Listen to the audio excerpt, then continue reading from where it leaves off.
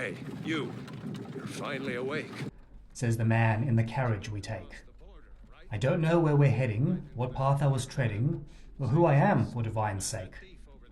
A fellow prisoner with little remorse says the fault was the rebels, of course, and how he longed for the day when a man could get away with the mere crime of stealing a horse. Ralof, somehow I know his name, points out Ulfric, a prisoner of great fame. The man himself doesn't brag, as in his mouth is a gag, making it difficult to talk or explain. We ride through the gates of the town, without a choice, as our hands are all bound. The townsfolk eagerly await our predetermined fate, and the captain yells for us to step down. Face your death with some courage, thief. We lined up for the grisly roll call. The horse thief is especially appalled. He screams while racing to flee. You're not gonna kill me! An arrow hits, and the man, he does fall. Anyone else feel like running?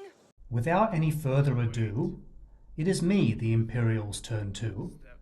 In a way that's most blunt, I am forced to confront the hardest of questions. Who are you?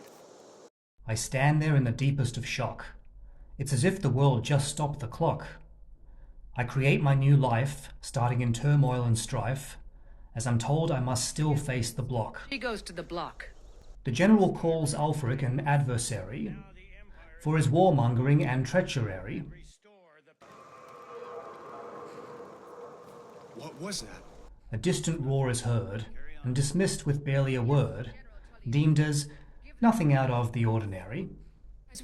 The priestess appeals to each divine, citing 8, which is 1 less than 9. Shut up and let's get this over with. Learn as you wish. A rebel blunders up, telling her to shut up, in a rush to remove head from spine.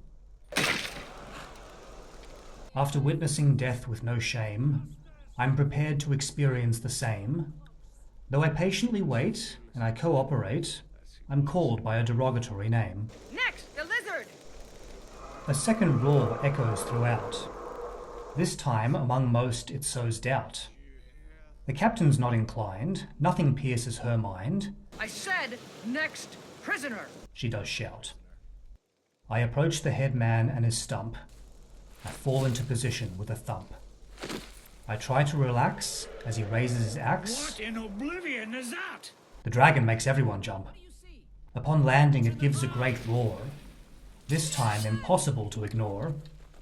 Another roar shakes us all, flaming rocks start to fall, and we topple from yet one more roar. Ralof gets himself onto his feet. He encourages me to be fleet. I thrash around in the mud. The men who called for my blood are now making a hasty retreat.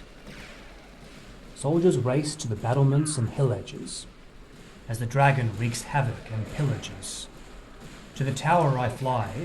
The legends are true, they cry.